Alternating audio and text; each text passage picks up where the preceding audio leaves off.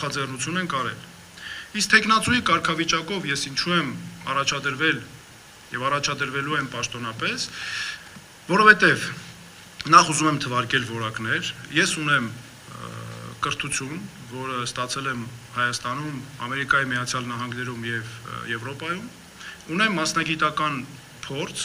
որ վերաբերում է, որ աշխատել եմ միջազգային ամենաբարձր ատյաններում որպես պատվիրակությունների ղեկավար, Հայաստանում ղեկավար պաշտոններում, Հայաստանում,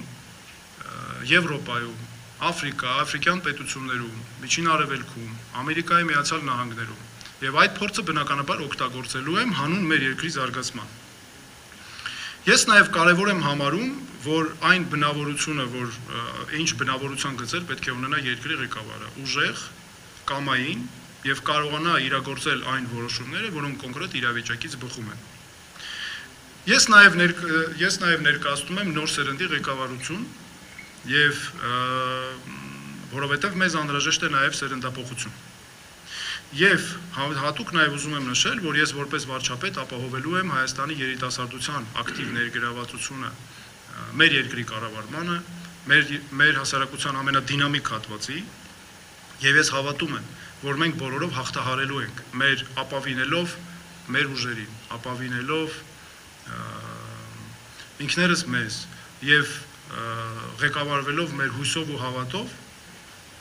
մեր ուժերով իսկապես հաղթահարելու ենք այս վիճակը։ Ես դրանում համոզված եմ։ Հիմա ինչպես վերջին մասին անդրադառնամ իմ ասուլիսի, ինչպես ի վերջո լուծել այս խնդիրները եւ որն է իմ օրակարգը։ Հստակ ուզում եմ 3 բան նշել.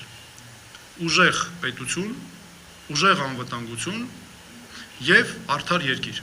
Սրանք այն 3 հենասյուներն են, որոնք մեզ տանում են եւ տանելու են առաջ։ Մենք նախ եւ առաջ արտաքին քաղաքական բնագավառում խորացնելու ենք մեր հարաբերությունները Ամերիկայի Միացյալ Նահանգների հետ, որտեղ Ամերիկայի Միացյալ Նահանգները մեզ համար վստահելի գործընկեր է։ Մենք վերցնելու ենք աշխարհի պետություններից լավագույնը, օրինակ Ամերիկայի Միացյալ Նահանգների դեպքում մեզ համար կարևորագույն նշանակություն է ունենալու կրթական համակարգը, բարձր տեխնոլոգիաների նվաճումները, պաշտպանության ոլորտի ինովացիոն նվաճումները եւ անվտանգության ոլորտի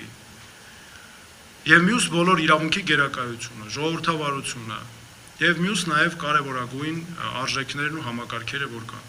Սրա հետ միասին մենք պետք է ամեն ինչ անենք, որպեսզի կրճատենք մեր կախվածությունը, առհասարակ վերացնենք, չի կարող լինել պետություն, որը կախված է մեկ շուկայից, մեկ երկրից, ինչպես տարիներ շարունակ եղել է։ Մենք նաև ամեն ինչ անելու ենք, որպեսզի վերացնենք Ռուսաստանի հետ Դաշնության հետ հարաբերություններում մեր առկա խնդիրները եւ կախվածության աստիճանը։ Մենք պետք է փնտրենք,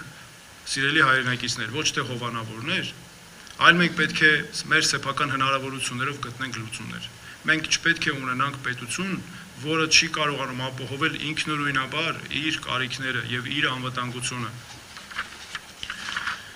Եվ մենք չենք կարող լինել պետություն, որը ինչ-որ մեկի արբանյակն է։ Անվտանգությունը լինելու է իմ թիվ խնդիրը, համար 1 խնդիրը, խնդիրների հարցերի հարցը, անվտանգության հարցը։ Առաջին օրվանից, երբ ես լինեմ վարչապետ, հենց առաջին օրը իմ հրամանով ստեղծվելու է հատուկ հանձնաժողով, որը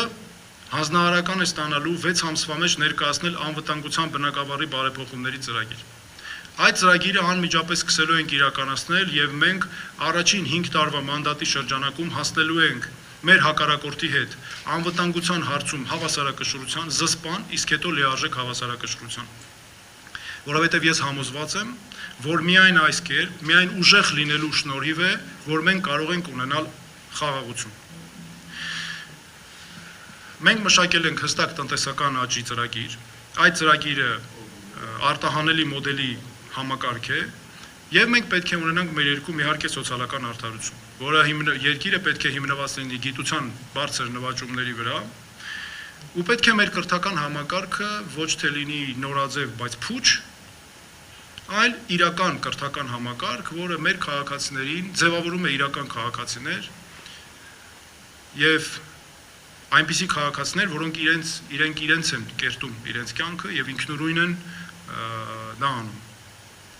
Մենք պետք է լինենք իհարկե նաև ամբողջական նաև բարեփոխմանն է ենթակա, մյուս համակարգերը, ուղղական համակարգը, կրթական։ Իհարկե նաև այս ամենը պետք է արվի Սփյուռքի հետ միասին։ Եվ օրինակ անվտանգության համակարգում մենք առաջնահերթ աշխատելու ենք թե Հայաստանի մասնագետների հետ, թե նաև Սփյուռքի մեր հայրենակիցների հետ։ Ու նաև պետք է գնահատենք բնականաբար Սփյուռքի մեր հայրենակիցների նրանց վաստակը եւ ներդրումը։ Օրինակ, այդպիսի լուծումներից մեկը անմիջապես լինելու է օդանավակայանը անվանել Շարլ Ազնավուր օդանավակայան, որը կարծում եմ գնահատական է կարևորագույն։ Բացի այն, որ մասնագետների նաև հրավիրելով ենք անելու մյուս լուծումները։ Եվ հիմա գիտեք, ես վերջում նաև ուզում եմ մի կարևոր հարցի անդրադառնալ։ Տեսեք, ինչ է տեղի ունենում։ Նիկոլ Փաշինյանը պաշտոնաթող նախագահներին անընդհատ հրավիրում է բանավեճի։ Եվ ինքը այդ իր ատելության, թշնամանքի օրակարգի ձեռնելով վստահ է, որ արդյունքների հասնելու է։ Նախկին ժամանակների սխալները օգտագործելով եւ այլն, իհարկե մոռանում է, որ ամենամեծ նախկինը ինքն է, բայց ես ուզում եմ Նիկոլ Փաշինյանին հիմա ասեմ, որ պարոն Փաշինյան, ես եմ հիմա ձեզ հրավիրում բանավեճի։ Ցանկացած տեղ, ընտրեք ձեր ուզած տեղը, ձեր ուզած հարցերը, Պետրոս Ղազարյանին կարող եք կանչել, որպեսզի ձեզ մենակ չզգաք։ Հունվարի 15-ին ես հրավիրում եմ բանավեճի, հետևողական եմ լինելու այս հարցում։ Գիտեք, Նիկոլ Փաշինյանը ուզում է, սիրելի հայրենակիցներ, որպեսզի դուք քվեարկեք դրա օգտին վախերից ելնելով։